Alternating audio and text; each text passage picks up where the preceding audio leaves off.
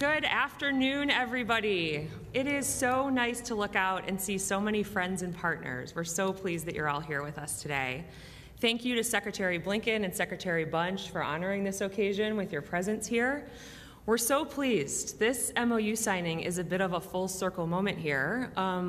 Almost a year after these secretaries spoke privately about ways in which to deepen our already existing partnership. So we're so pleased to be here today, second time's a charm.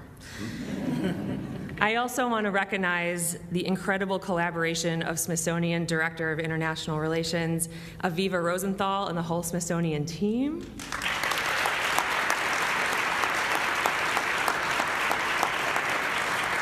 And our partners here at the State Department, the Bureau of Educational and Cultural Affairs, led by Assistant Secretary Lee Satterfield, and the Bureau of Oceans and International Environmental and Scientific Affairs, led by Acting Assistant Secretary J.R. Littlejohn.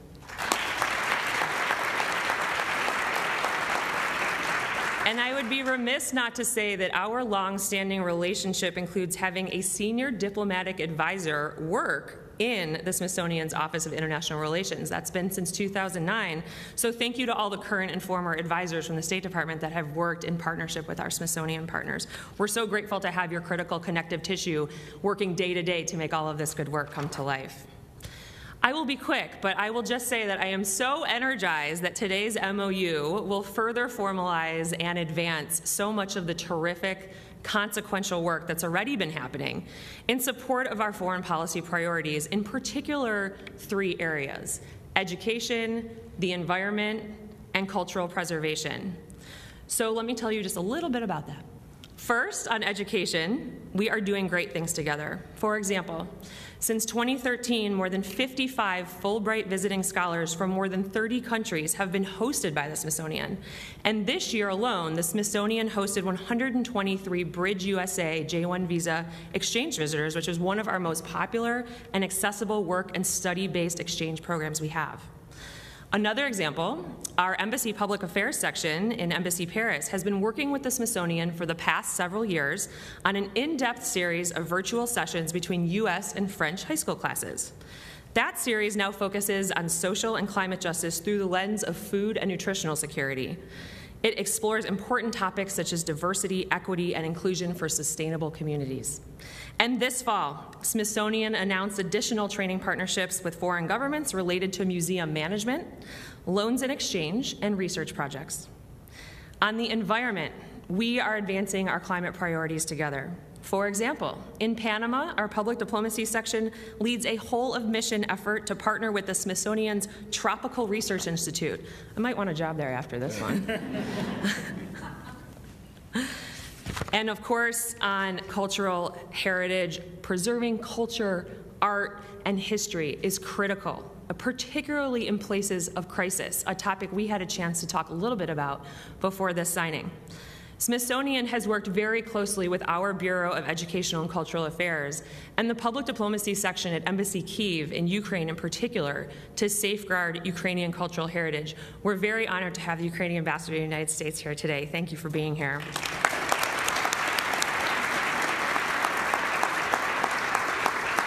Our teams are working together to help package and relocate valuable collections to facilitate Ukrainian performances at the Smithsonian Folklife Festival and to invest in exchange programs that support cultural artistry and cultural preservation.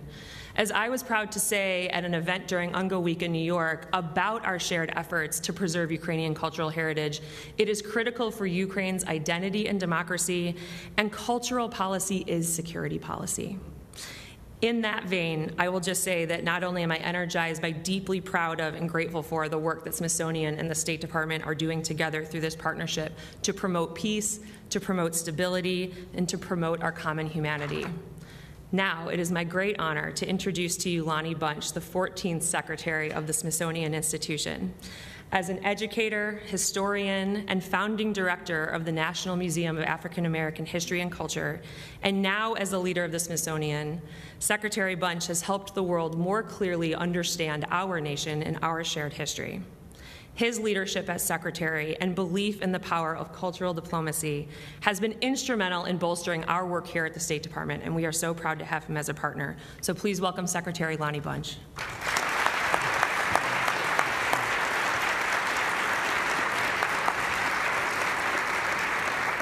Thank you, Undersecretary Allen, and I don't have much power, but I can get you a job. So, I want to thank you all for attending. What a tremendous occasion to be here in the Benjamin Franklin Room to formally renew the working relationship between the Smithsonian and the State Department. And to me, it's also a chance to see Secretary Blinken once again, which is always a great pleasure. And I want to say how reassuring it is to know that we can rely on your thoughtful, measured diplomacy to guide us through these especially turbulent times. So we're in your debt. Thank you so much. You know, in some ways, people-to-people diplomacy is a powerful implement in the nation's domestic toolkit. But whether it is in culture, art, science, or education, it is collaboration that makes us more effective. For instance, you take the universal language of music. With support from the State Department, our Smithsonian Jazz Masterworks Orchestra has played all over the world, from Paris to Nairobi to the pyramids of Giza.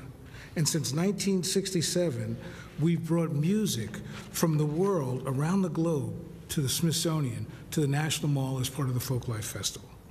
And Secretary, I know how important it is and relevant music diplomacy is to you, especially because I know you play a mean guitar. And I think that during the past few years, though, we've been hard at work on diverse series of projects in collaboration with our colleagues here in the State Department. For example, the International Visitors Leadership Program, a signature initiative of the Department's Bureau of Educational and Cultural Affairs that fosters intercultural exchange and promotion of American values around the world. Over the past 2 years, more than 900 participants from 145 nations visit the Smithsonian, experiencing our museums, our research, and working with our colleagues. And when the war in Ukraine broke out, the Smithsonian, under the leadership of people like Richard Curran, immediately became involved. Following the leadership of President Biden and Secretary Blinken, we supported the Ukrainian people in a myriad of ways. It began with our Smithsonian Cultural Rescue Initiative, who worked with the state's Bureau of Conflict and Stabilization Operations as part of the Conflict Observatory, monitoring damage to cultural sites. We've also worked to coordinate rapid response advising and logistical support to heritage professionals on the ground. And when 4 Ukrainian Fulbright scholars were stranded in the United States, we moved into action. The Smithsonian worked with the Fulbright office to offer them fully funded academic appointments so they can continue their scholarship here in Washington. Working with communities and governments around the world, we've thought about how does the Smithsonian lead in repatriation and shared stewardships of objects. And in fact, we've realized that the key to the success for the Smithsonian is to be a collaborator. Our efforts have long been led by the National Museum of the American Indian and the National Museum of Natural History. Those efforts, though, have been expanded with our new ethical returns policy and our shared stewardship policy.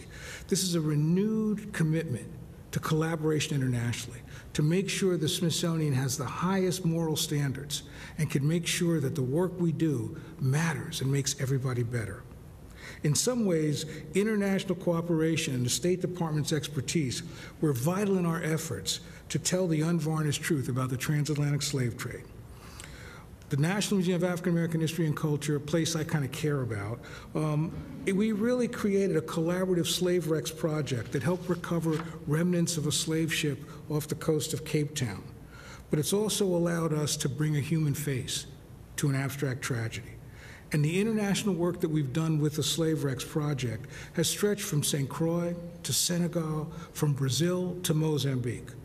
The project embodies what the Smithsonian is all about, using scholarship, collaboration, international reach, and education to better understand our history and share that knowledge for the good of the world. The Smithsonian's National Museum of African Art and the Office of International Relations are working with cultural heritage practitioners representing 8 African countries funded by the Cultural Heritage Center. This exchange program is helping to develop new approaches that prioritize African knowledge in everything from collections management to conservation to interpretation. And during the past 8 years, our partnership with State to support cultural heritage professionals in Iraq has built trust and capacity. We've worked with Iraqi colleagues to deliver workshops in Erbil and assist salvage and recovery work at the archaeological site of Nimrod. Thanks to State Department funding, we're collaborating with the Iraqi Museum in Baghdad, creating an online exhibition that tells the history and the culture that will be available globally. I've been keenly interested in how this agreement has the potential to booster our educational efforts. If past initiatives are any indication, it will enable us to broaden our reach and have tremendous impact.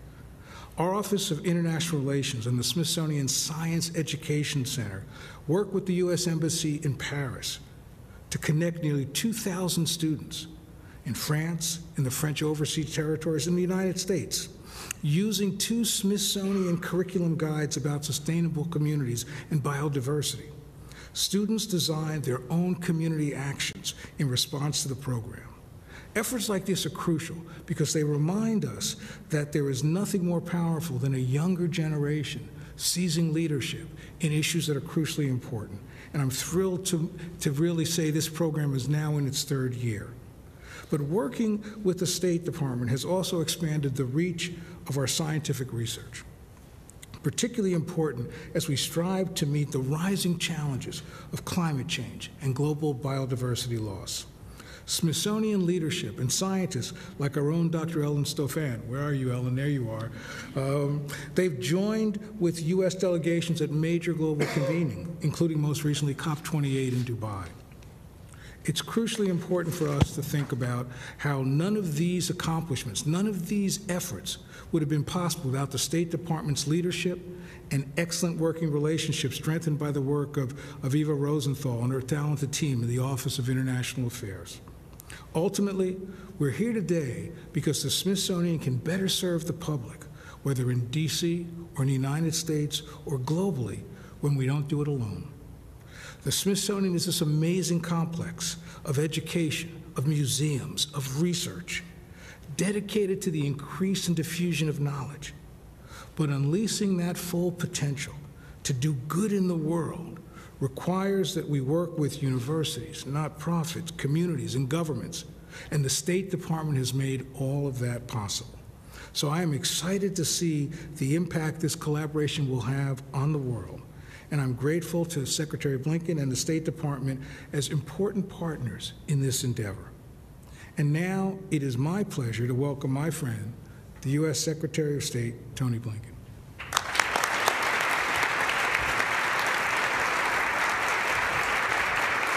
Thank you. Thank you, everyone.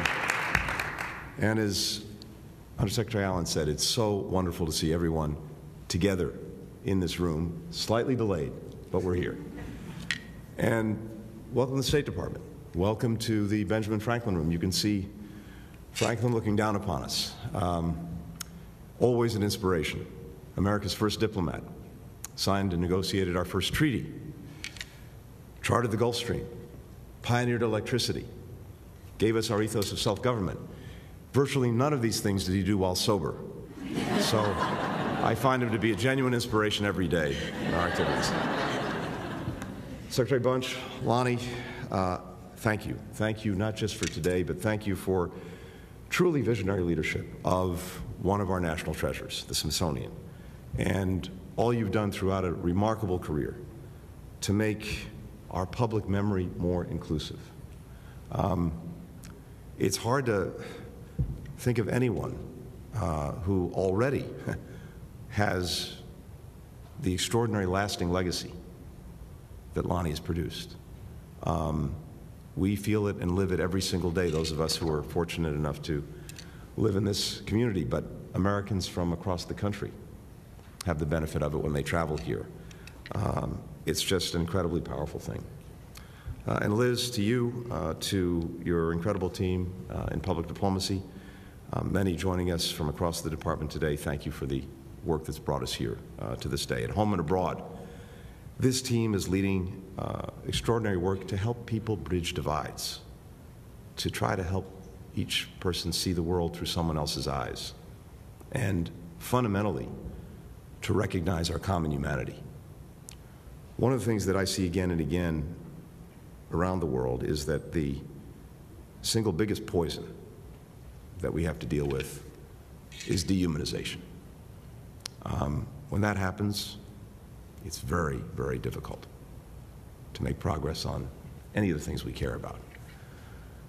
The work of the Smithsonian, the work of the State Department and our public diplomacy team, our ECA team, led by the remarkable Lee Satterfield, it's all about fundamentally humanizing each other, finding, sharing our common humanity. And when you do that, you've got something to build on. You can have a conversation. You can engage across borders, across barriers of geography, language, culture, heritage. That's why this is so important. And it's more important than it's ever been in the times that we're living. To our other friends and colleagues here, the Smithsonian Regents who are with us today, the museum staff, philanthropists, we're so grateful for everything that you do, scholars, members of the diplomatic corps, thank you for the work that you're doing to illuminate our past and in so doing, brighten our future. If you go back to the earliest days of our nation and actually to Ben Franklin, scientific exchanges have shaped and strengthened our country. Franklin's portrait reminds us that this is part and parcel of our diplomacy. He was originally, of course, an inventor who was amazed by the work of scientists who were studying electricity in Europe, and he used their findings to help harness the power that we all use today. 8 decades later, as the United States was celebrating its 50th anniversary, an English chemist, James Smithson, was inspired by all that our young nation represented. He wrote in his will that he would leave his savings to the American government to create an establishment, and I quote, for the increase and diffusion of knowledge across humanity.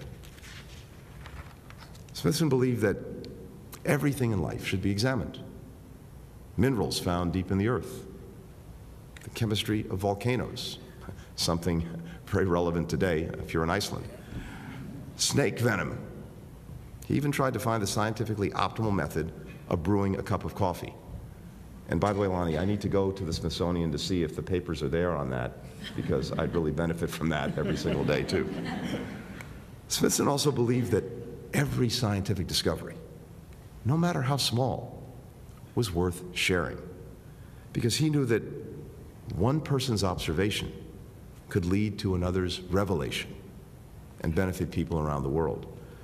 We were talking about this earlier. Another thing that struck me in working in this area for 30 years now is I'm convinced for most problems that we're trying to solve, somewhere, someone in the world has probably found an answer. But if we can't share it, if we can't know it, then we're all fated to reinventing the wheel.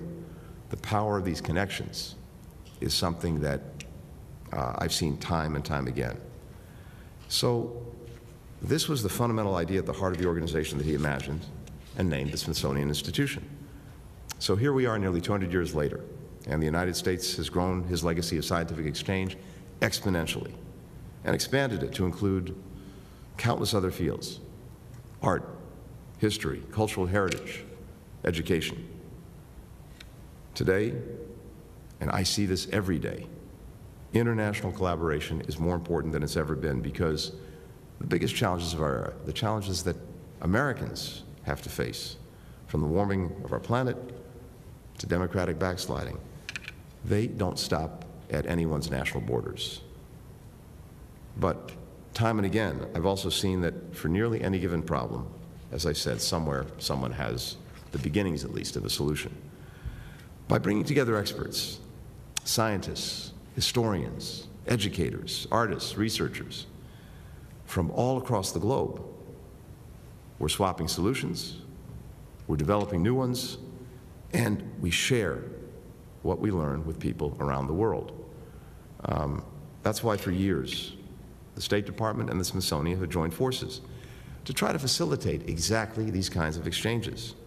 That's why we also work together to try to support the next generation of experts by creating school curriculums, developing spaces in our embassies where young people can learn new skills and study English, which, by the way, is probably our most powerful export.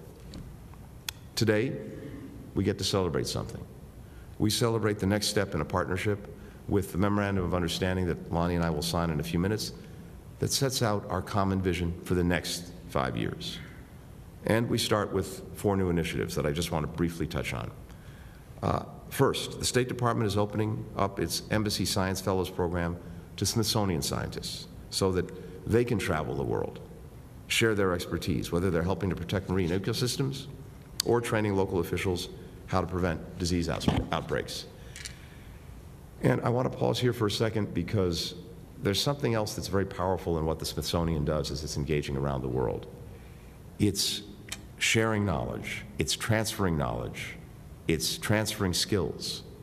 And this becomes an incredibly powerful, self-fulfilling prophecy for countries that benefit from its engagement, as they are then able to develop themselves the next generation of experts in whatever the particular field is. That dynamic that the Smithsonian is at the heart of is one of the best things that we do around the world. Second, we are strengthening our ties, already strong, with the Smithsonian's Office of International Relations by, as you heard, creating a new position for a State Department detailee. So, Aviva, stay tuned. We have someone heading your way. For years, we've had a state liaison who's advised the Smithsonian on his work abroad. We're delighted that Natalie Brown, our former ambassador to Uganda, has taken on this role. Now, we're building out that team by bringing on a second diplomat, Jennifer Harris-Baxter, who will work with Natalie and help facilitate our collaboration on science, on technology, environmental protection, and public health. Third, we recently began a project in Mexico to preserve traditional art forms like weaving and metalworking. Along with our local partners, we'll help artisans market their products and make a sustainable living. That way, they can keep practicing their craft, keeping this culture alive, bringing it into a new century. And we'll use what we learned in Mexico to continue similar efforts around the world. Finally, we're launching a new international exchange program called Cultural Heritage Forward. This initiative will bring together experts from museums, from governments, from cultural organizations, and community groups who are building more inclusive museums. Whether they're helping to return artifacts to their rightful owners under international agreements, or working to accessibly provide information about their museum's collections, these practitioners will be able to share their best practices for preserving cultural heritage and lifting up stories that have been left out of the spotlight. And I think we know from our experience, these stories are among the most powerful things that we have and that we can share. Narrative is so vital for actually reaching people, not only in their heads, but reaching them in their hearts. And this, too, is the work that we're able to do together, the Smithsonian and the State Department. In the years to come, the Department, the Smithsonian, will continue working together and, with our colleagues across the globe, grow these programs, expand other exchanges, develop new partnerships. As we do that, we will keep realizing James Smithson's vision of an increase and diffusion of knowledge, benefiting Americans, benefiting people around the world. So thank you to each and every one of you for being here today, for making this day possible. As I said to Lonnie earlier, this is an important day, but the 364 days that follow will really be important as we actually get to work on implementing the agreement we're about to sign, which we will do now. Thank you.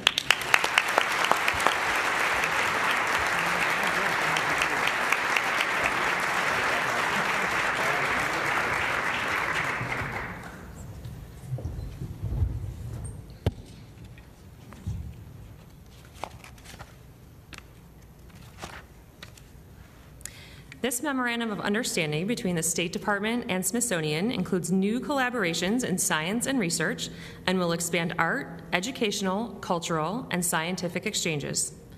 The Department of State is proud to renew its partnership with Smithsonian. an institution whose expertise has led the global conversation on cultural heritage, storytelling, and scientific discovery. Catching up to you, Liz.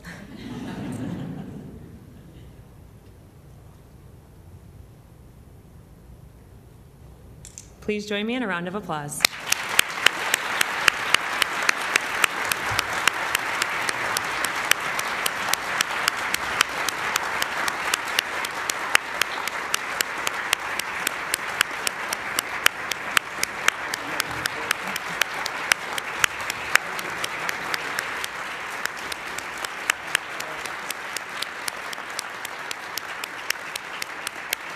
Thank you all for coming.